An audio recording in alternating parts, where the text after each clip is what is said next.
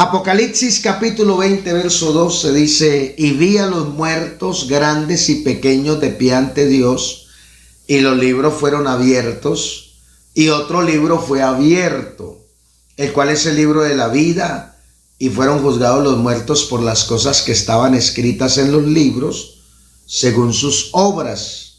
El verso 15 dice: y el que no se halló inscrito en el libro de la vida fue lanzado al lago de fuego. Bueno, hoy quiero tocar un tema que sigue en lo mío.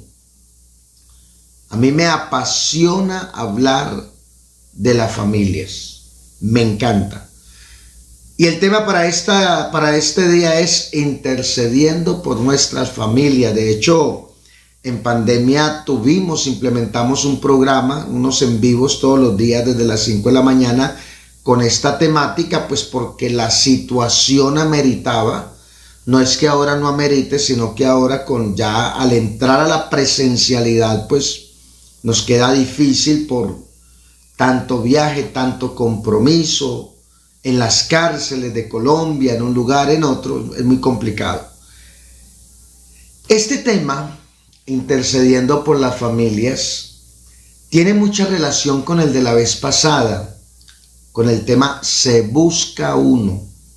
Un tema que me tocó profundamente, sobre todo cuando lo estudiaba, porque a Ezequiel se le muestra que por no haber ni siquiera uno que hubiera hecho un muro, la Reina Valera dice que hubiera levantado vallado, y que se hubiera puesto de pie en la brecha delante de Dios a favor de la tierra o de los hombres, por qué no decir de la familia, él la destruyó, derramando sobre el hombre su indignación, consumiéndolo con el fuego de su furor y haciendo recaer sobre el hombre su propio pecado. Dándonos a entender el Señor que tan solo uno hubiera marcado la diferencia. Entonces, hoy que estamos en este tema intercediendo por nuestras familias, bueno, ¿por qué insistir tanto en lo mismo? ¿Por qué pareciera que el pastor David no tiene nada más de qué hablar? Bueno, en las invitaciones, de hecho, por la gracia de Dios, es más a eventos de evangelismo que me invitan que a otra cosa. A eventos de doctrina, del Espíritu Santo. Pero sí en estos canales, en estos medios, un altísimo porcentaje de lo que yo hablo lo oriento a la familia. ¿Por qué? ¿Por qué dedicarle tanto tiempo a las familias? Bueno, un pastor psicólogo me decía que según la psicología, si ataca es la debilidad. Con eso se da a entender que al yo predicar tanto de familia, pues lo que se está diciendo según la psicología es que mi debilidad es la familia, o sea, estoy llevado de familia, la estoy pasando muy mal con la familia desde ese punto de vista, ¿no? Que según él o según la psicología, ¿no? Postulados, que quien más ataca el pecado es porque está en pecado, que el predicador que habla más de fornicación es porque él está en fornicación. Bueno, quiero decirles que no es así. Dios nos ha dado la dicha de que todos nuestros hijos le sirven al Señor. Todos en mi casa, todos servimos a Dios. Y entonces, ¿qué pasa con ese postulado? ¿Por qué insisto tanto en hablar de familia? Bueno, tiene que ver con la clase de ministerio que Dios me ha dado. En las cárceles tenemos más de 40,000 hijos de hermanos. En la indigencia hay también cantidades de hijos de hermanos, y en la prostitución, en el homosexualismo, en el lesbianismo. Y eso a uno como padre le duele. Es que, hermanos, uno estar en la cárcel predicando y ver a un joven llorando pero sin consuelo, y acercársele uno después del culto y saludarlo y entrar en una charla con él y enterarse que es hijo de pastor, que es hijo de un diácono, de alguien de misiones, del líder de misiones. También me he encontrado hijos de pastores en la indigencia, en la calle, con el costal al hombro y cuchillo en la mano y durmiendo por ahí en la indigencia. A mí, si a usted como padre no le duelen los hijos de los demás, a mí sí me da mucho pesar encontrarme hijos de hermanos en una prisión con la vida vuelta a una nada. Entonces no es que yo esté predicando desde la debilidad, que es que yo tenga hijos en las drogas, en la indigencia, en la delincuencia, en la cárcel, en el sicariato. No. Gloria a Dios que todos nuestros hijos le sirven a Él. Pero cuando veo esta situación tan grave, yo me volco a hablarle a las familias, a decirle, vea, es por aquí. A ver si en algo uno puede ayudar con la palabra. A ver si hay siquiera tan solo un padre que comience a aplicar todo esto que escucha. Porque pues si usted escucha y como decían nuestros viejos, le entra por aquí, le sale por aquí, pues no hay nada.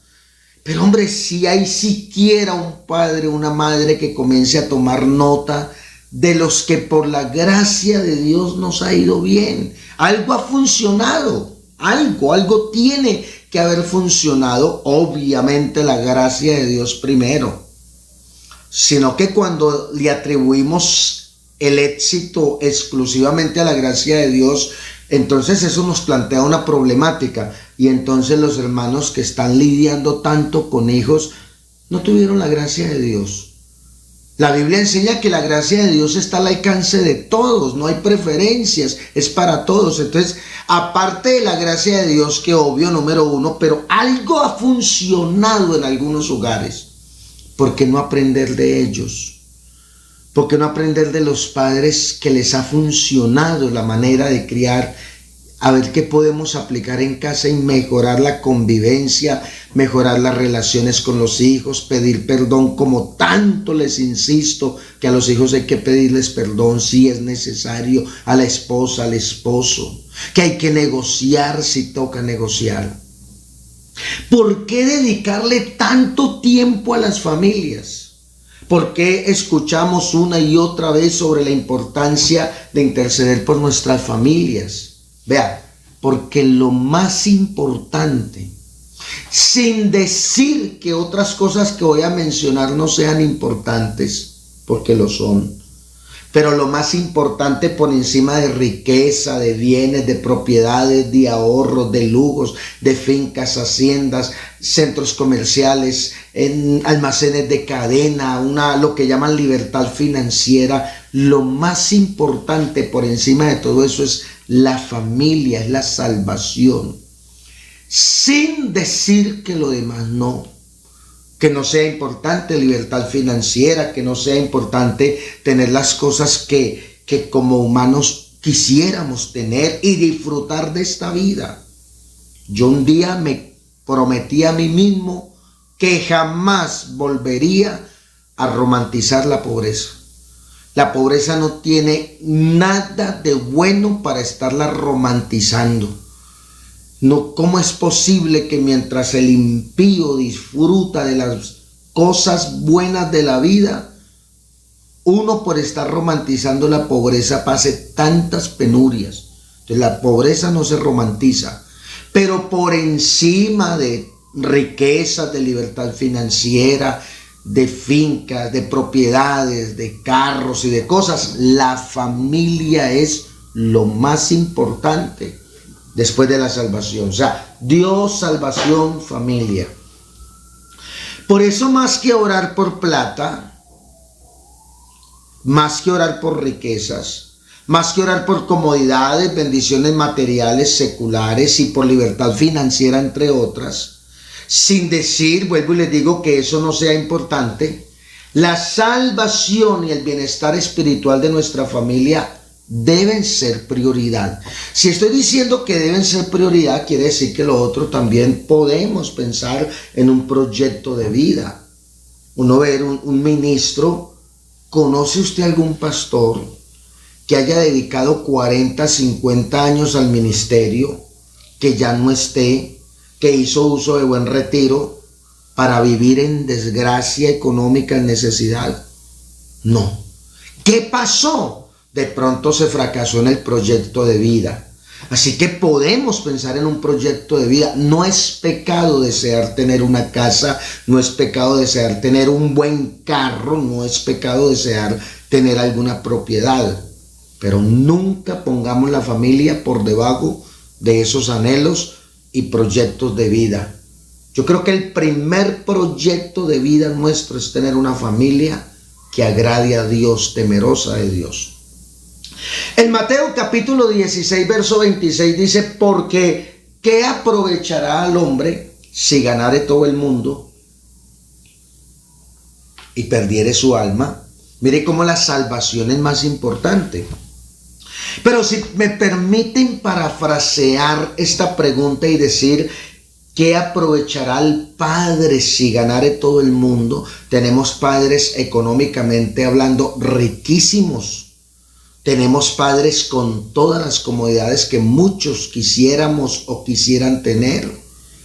Tenemos padres con libertad financiera, pero en el ámbito de la familia son un desastre. Y ahí cabe esto, ¿qué aprovechará el hombre, el padre, si ganare todo el mundo y perdiere su familia? Si me permiten, pues, usar el texto y parafrasearlo, porque hermanos, la familia es determinante. ¿De qué aprovechará eso? Yo dándome la gran vida, viajando por Colombia, el extranjero, tirándome los mejores carros y con una familia vuelta a un despelote. Eso es muy duro. Y los tenemos.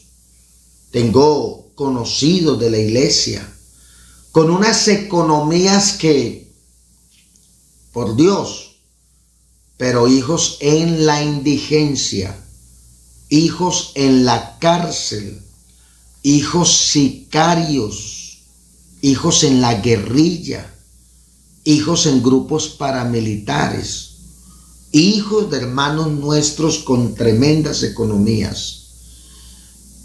Eso es muy duro. Por eso el tiempo, los recursos, la dedicación, el amor, el cariño, la convivencia y buena comunión que podamos propender dentro de la familia siempre será la mejor inversión. ¿Por qué relaciono este tema con el pasado? Se busca uno. Porque cuando leo Apocalipsis capítulo verso 20, 11 en adelante, yo me preguntaba, vamos a ubicarnos en la visión. Venga, yo vuelvo y le leo y si el hermano me ayuda ahí a poner la cita bíblica, Apocalipsis 20, 12. Es una visión, Apocalipsis es una visión en la que Juan está viendo, él dice, y vi a los muertos grandes y pequeños de pie ante Dios, de pie. Y dice, y los libros fueron abiertos, y otro libro, el cual es el libro de la vida. Y dice que fueron juzgados los muertos por las cosas que estaban escritas en los libros según sus obras. Y el verso 15 dice, y el que no se halló inscrito en el libro de la vida fue lanzado al lago de fuego y azufre. Entonces vámonos allá, vamos a ubicarnos allá en la visión, como Juan que la vio.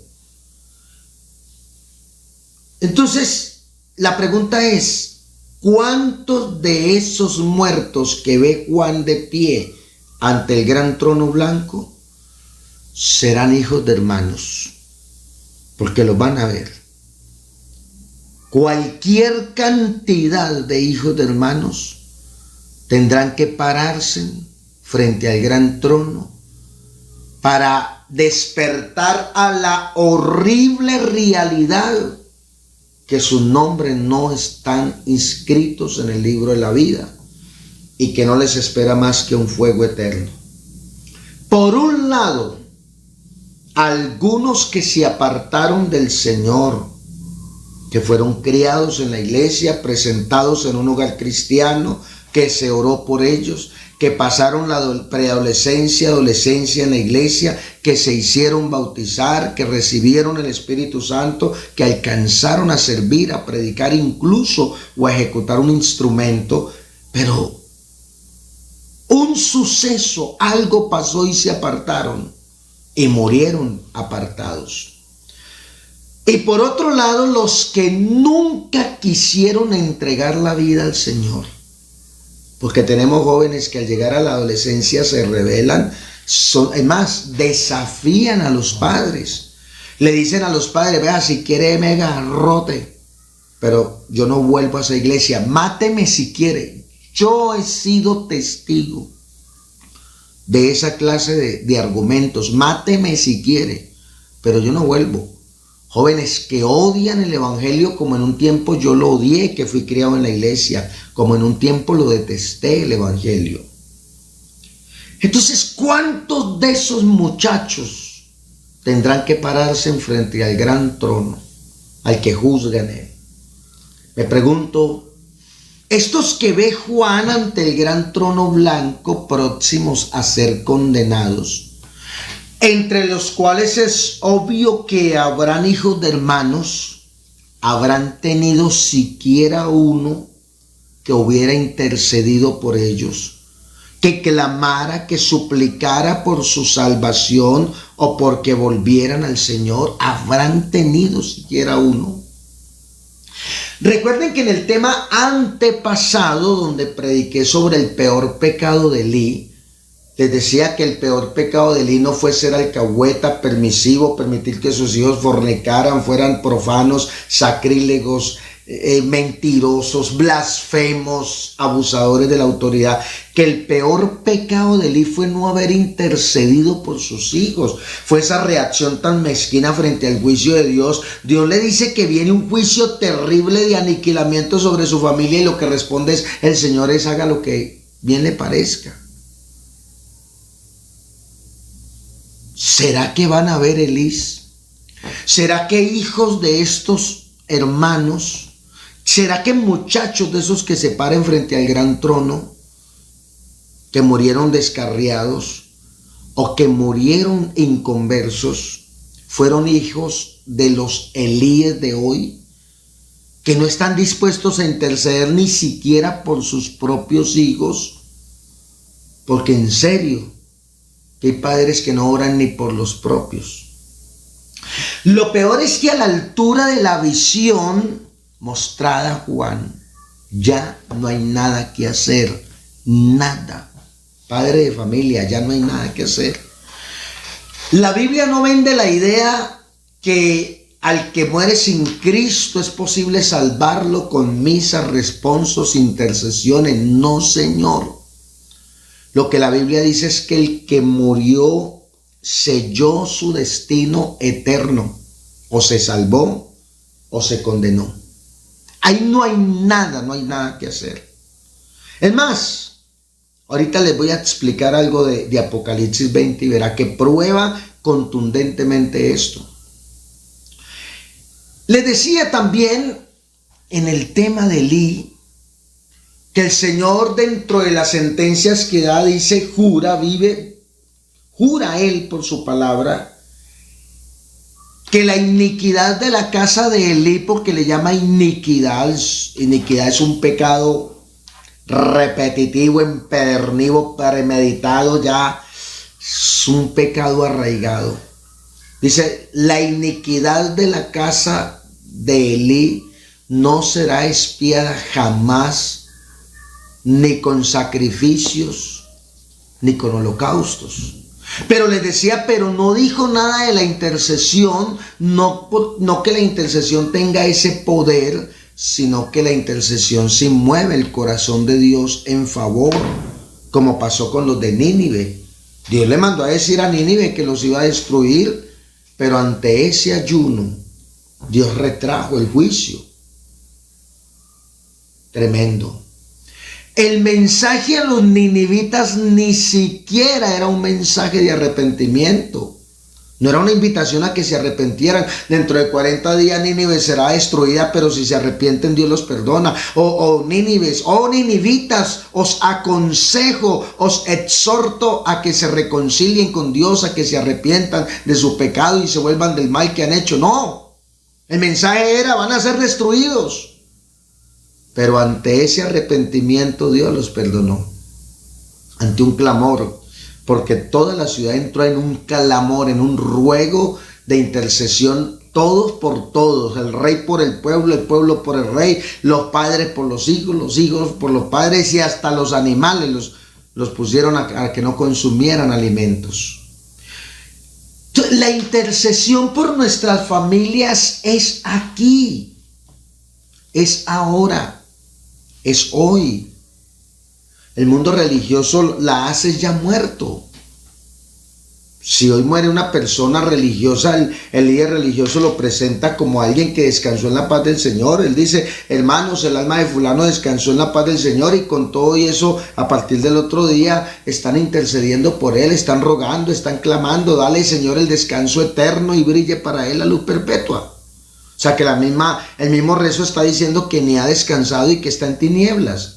Porque los que necesitan luz es los que están en tinieblas. Pero lo que enseña la Biblia es que la intercesión es aquí, es ahora, es hoy.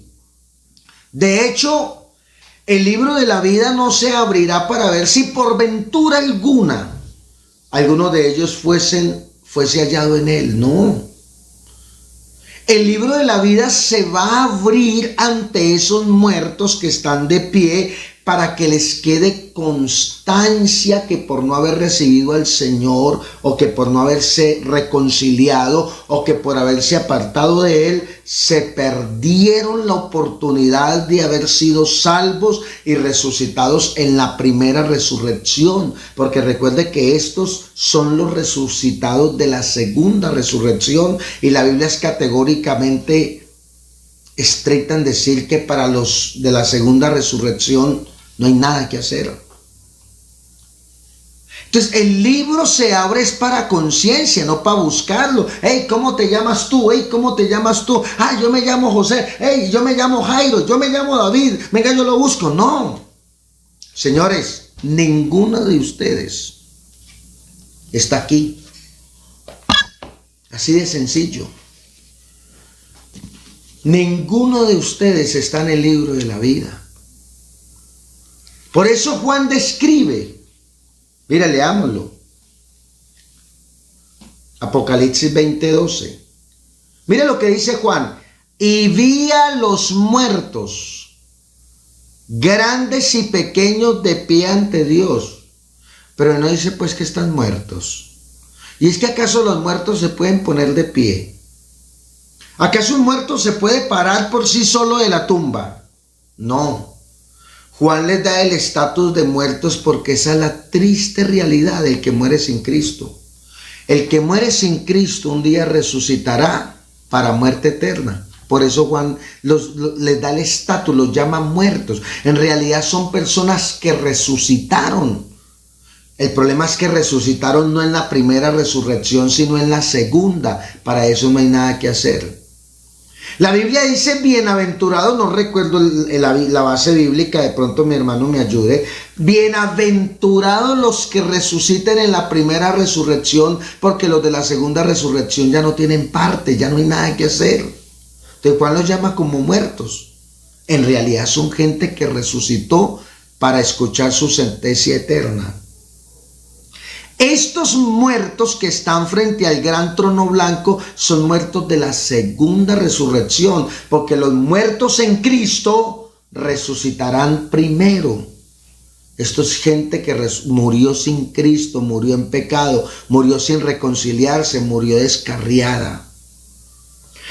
Oiga, y fueron juzgados los muertos por las cosas que estaban escritas en los libros según sus obras.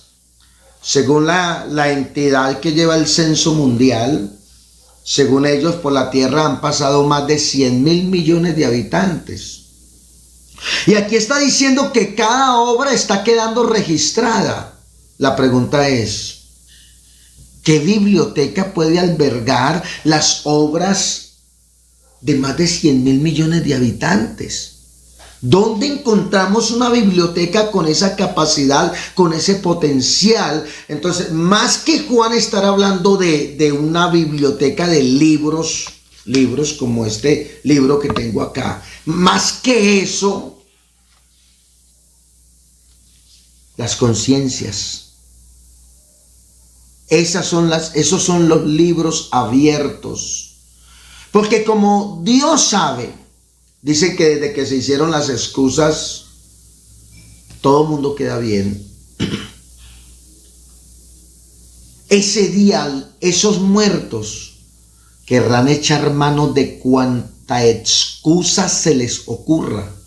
Y automáticamente la propia conciencia de ellos le gritará mentiroso.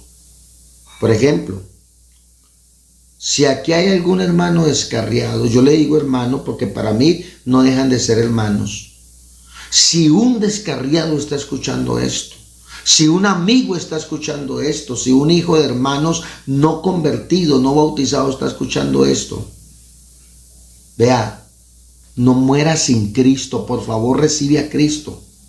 Porque si tú mueres sin Cristo, si endureces tu corazón y no te arrepientes, ese día vas a decir, no Señor, a mí nadie me habló del evangelio, y su propia conciencia mentiroso. Tal mañana, en el devocional de Gloria en Gloria, hasta escuchaste precisamente esto de lo que hoy estás echando como excusa.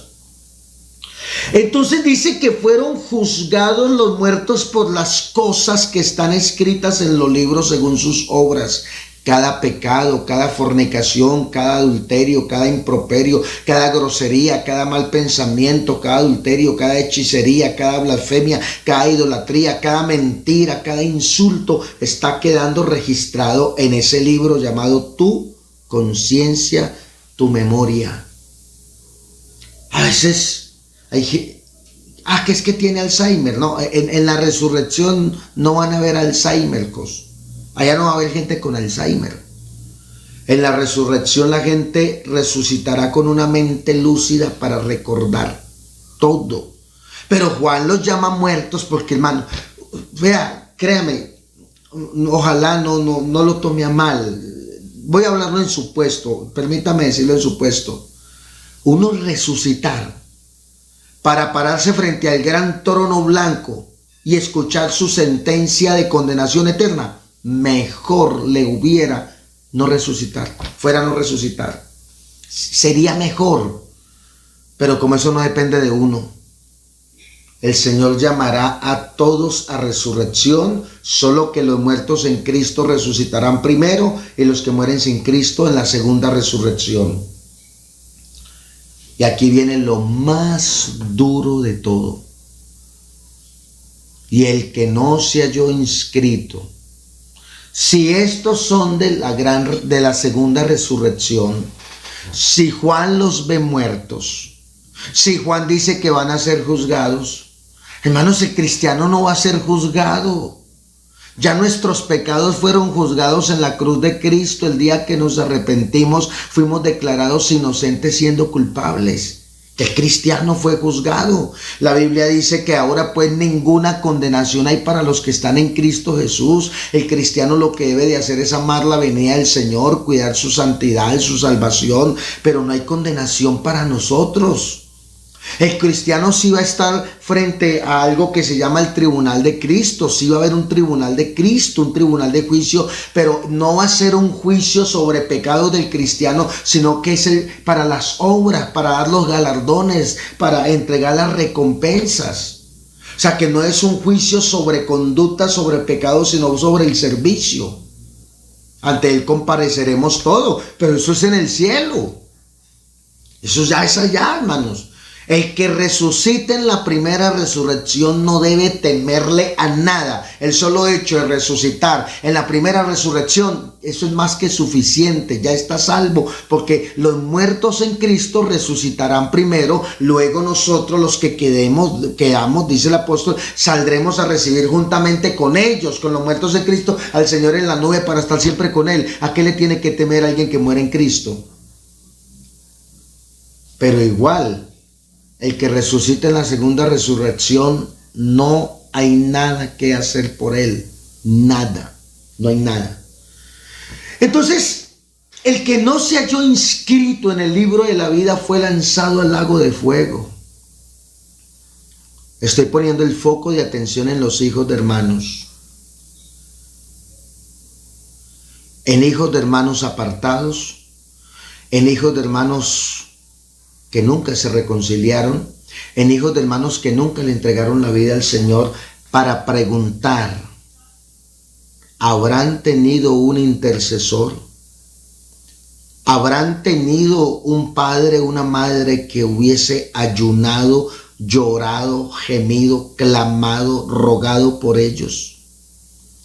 ¿O habrán ahí hijos de esos Elís que ni por sus propios hijos clamó? Es tan duro, hermanos, lo de Elí.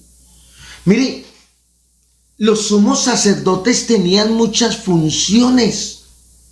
Les decía en el mensaje antepasado. Pero la función principal del sumo sacerdote era interceder por el pueblo y presentar ofrendas por el pecado del pueblo y rogar por él. Y si eso lo hacía, estaba puesto para hacerlo por el pueblo, cuanto más por sus propios hijos, por Dios. Por eso ponía de ejemplo a Job. Dice que Job ofrecía sacrificios a Dios y decía, por si quizá haya pecado. Ni siquiera estaba seguro si sus hijos habían pecado, pero él ofrecía sacrificios. Hay gente que ve en Job un padre alcahueta, un padre que está haciendo lo que tienen que hacer los hijos. Sí, es que muchas veces nos toca hacer lo que ellos debieran hacer, pero no están haciendo. A veces nos toca orar por los hijos porque ni ellos mismos oran. Nos toca leer la palabra y enseñársela porque ellos están en unas edades que ni lo hacen. Cargan la Biblia en el celular por cargarla, pero ni la leen. Eso no. Yo en Job no veo un padre alcahueta. Yo veo en Job un padre que intercede, que ruega y que ofrece sacrificios, sea que hayan pecado o no. Está ofreciendo sacrificios y Dios a Job lo llamó. Cuídese mucho de llamar a Job de la manera que Dios no lo llamó. Porque Job no es una alcahueta. Dios lo llamó varón perfecto, varón recto, temeroso de Dios y apartado del mal. ¿Cómo le voy a poner otro apelativo que Dios no le haya puesto? Habrán tenido esos muchachos. Recuerde que estamos allá en la visión, allá. Estamos trasladados allá en nuestra mente, mirando todos esos hijos de hermanos descarriados, inconversos frente al gran trono, para escuchar la sentencia que es para el lago de fuego. ¿Habrán tenido un intercesor? Siquiera uno. Hermanos, les decía la vez pasada que no pase, estas cosas las digo en supuesto, pero que si se han de perder sus hijos, que no pase. Pero que si ya alguno se perdió, murió sin Cristo, que no haya sido por falta de un padre o una madre que rogara, que clamara, que intercediera, que llorara por ese hijo. Que no sea por falta de un intercesor. Es decir, se la voy a poner de otra manera, que a usted le quede la conciencia tranquila, con dolor pero tranquila. Que usted tenga que decir como padre o madre, tenga que decir,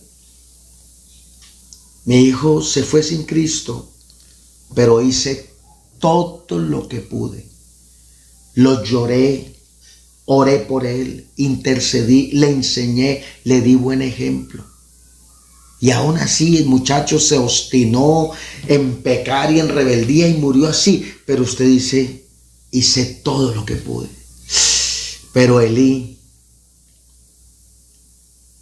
piensa en los hijos de Elí allá frente al gran trono.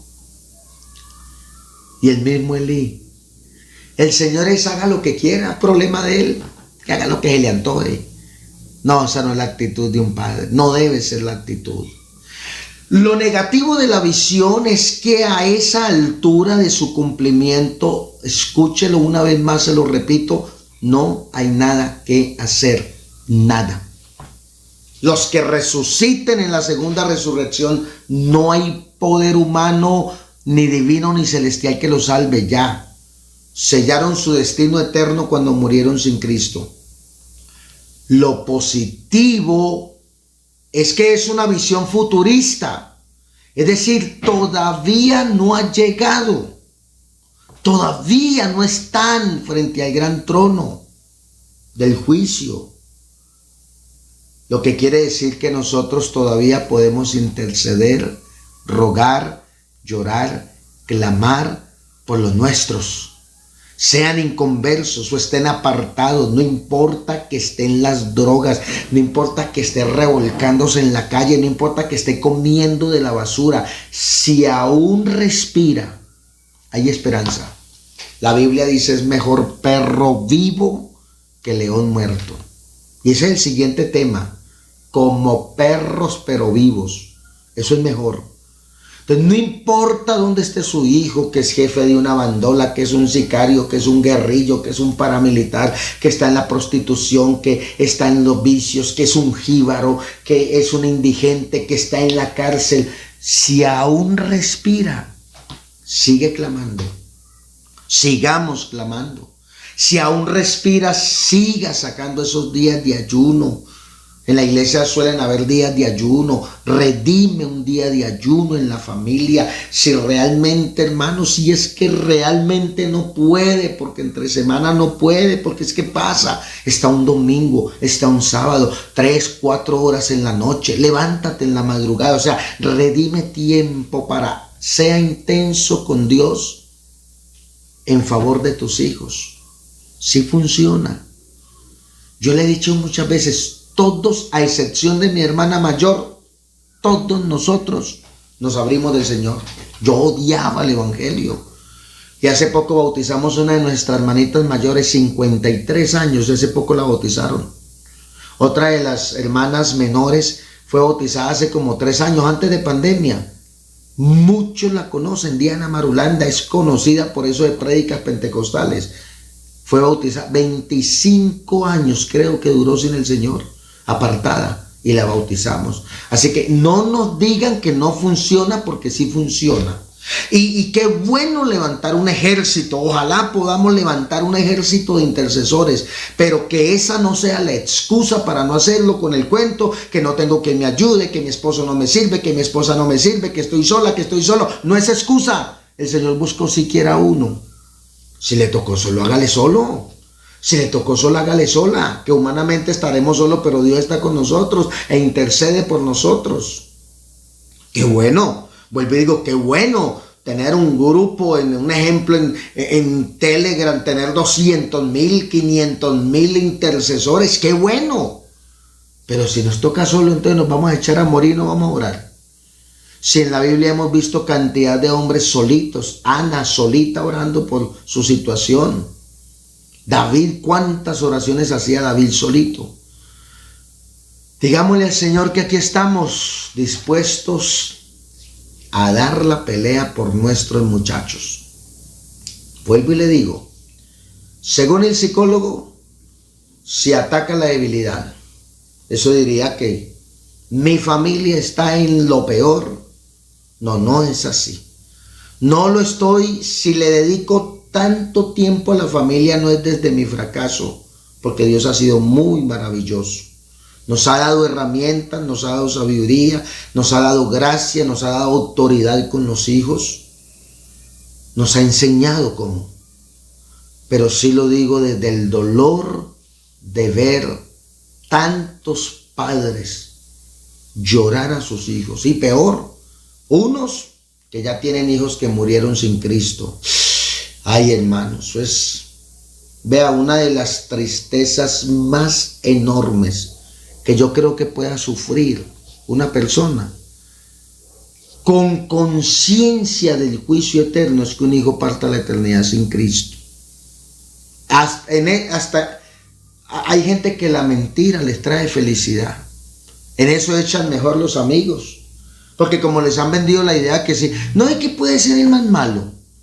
Dígame, ¿quién habla de su familiar muerto diciendo que está en el infierno? ¿Quién? No. Puede ser el peor traqueto, puede ser el más asesino del barrio, puede ser el peor guerrillo, puede ser, piensa en uno de esos guerrillos reconocidos en el mundo, que si están muertos, ¿qué cree que dice la familia de ellos cuando los nombra? Alma bendita que está en el cielo. Desde esa óptica está bueno que esa gente se autoconsuelan en una mentira, en una falacia.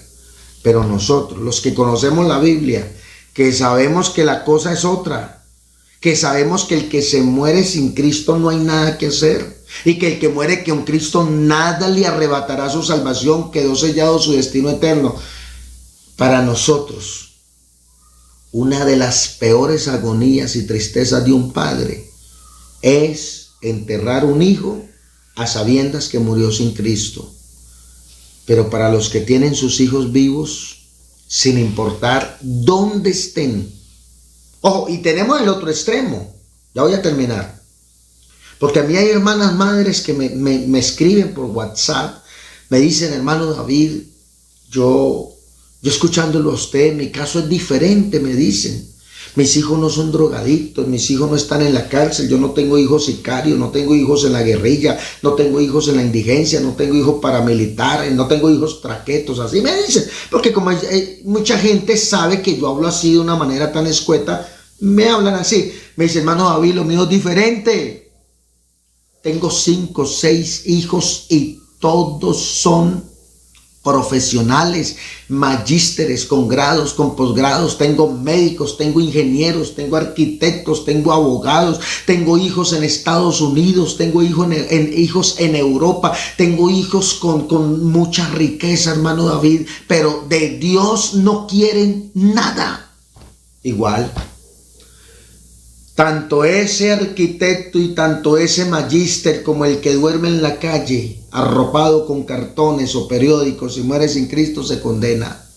Pero si aún viven, sin importar que sea el Ajinjanjay de estrato alto, sin importar que sea pedigrí, sin importar que sea 5 estrellas, o sin importar que esté en la indigencia comiendo de la basura, no importa, si aún vive, hay esperanza. Sigue clamando. Si Dios le concede, hermano, vea, llegue tarde al culto, llegue tarde a un evento, pero con una conciencia que no lo juzgue, que no es por pereza, que no sea porque se está embobado, perdóneme la expresión, está embobado en TikTok, está embobado en Telegram, está embobado en videos, que no sea por eso. O sea, que usted llegue tarde a un culto porque realmente no puede llegar temprano, pero que no sea por eso. Pero hermano, madruga más al culto, madruga valga la redundancia, en las madrugadas, levántate en las madrugadas, redime 2, redime 3 horas, aquí estoy, Señor, una vez más. Perdóneme que sea tan intenso, tan intensa, perdóneme, Señor, si me cansadera, pero aquí estoy, soy madre, soy padre, pero mire mis hijos dónde están, y son tus hijos, porque yo te los presenté en un altar, no van a ser para ti, son tuyos, Señor, son tuyos, porque tu nombre se invocó sobre ellos siendo un bebé en un altar, se invocó tu nombre sobre ellos, Señor, son tuyos, y aquí estoy. Dame la dicha de verlos sirviéndote, dame la dicha de verlos amándote, dame la dicha de verlos honrándote, dame la dicha de verlos salvos. Llegué tarde a los eventos porque no hay otra opción. Pero si tienes una agenda que le permite madrugar, madruga. Si tienes una agenda que le permite ir a un ayuno, 2 ayunos entre semana, ve al ayuno. Si tiene una agenda que le permite. Si tiene una agenda que le permite ayunar solo el domingo mediodía y disfrutar de la humanidad, hágalo, pero hágalo. Vamos a interceder por nuestros hijos, por nuestra familia. Vamos a interceder por nuestras familias. Fuera con ese espíritu inmundo de Elí. El Señor haga lo que quiera. Fuera con eso. Rechace eso. No, ninguno el Señor haga lo que quiera. No. Yo al Señor, donde me dijera algo así de mi familia, me le postro, le lloro, le clamo, le ruego, me voy de vigilia, de oración. Hago lo que sea. Pero lucharé que me quede una conciencia que si algún hijo se perdió, me quede la tranquilidad que hice lo que pude, lo posible, por interceder por ellos. No es un regaño, es un consejo de padre para padres. Como siempre lo digo, si fuera un soltero sin hijos no hablaría de estos temas. Lo digo desde la experiencia, desde lo que he vivido en las cárceles y en la indigencia, predicando con ellos, y de lo que vivimos nosotros que sí nos apartamos del Señor. Oremos. Dígale: Señor, aquí estoy. Pon en mí ese deseo. Dispóngase usted mismo, pero Dios a eso le pone también. Bendito Jesús, amado Salvador. Muchas gracias por esta palabra, por este consejo. En realidad esto es un consejo, Padre amado, de un padre para padres. Gracias por tu inmensa bondad. Te presento a estos padres que, a diferencia nuestra, que por tu gracia, nuestros hijos te sirven. Aquí sí hay padres que están llorando por sus hijos, que están sufriendo con sus hijos, que tienen hijos rebeldes, apartados de ti en tantas cosas. Dale la dicha, Señor. Dale la dicha de verlos sirviéndote, honrándote, amándote. Dales el valor a estos padres. Impulsa en ellos el valor y la determinación de interceder hasta la muerte por esos hijos tuyos. Porque son tus hijos, son tuyos, descarriados y perdidos, pero te pertenecen, Señor. En el nombre del Señor Jesús. Amén y amén. Mis amados hermanos, me fascina compartir con ustedes. Y bueno, el próximo tema seguiremos con la familia. Y no olvide, disponte a pasar un día espectacular en familia. Si tiene que pedir perdón, perdona. Pide perdón. Si tiene que perdonar, perdona. Si tiene que invertir en una reunión para reconciliarse, hágalo, haga lo que sea por su familia. Dios le bendiga, que pasen un buen día.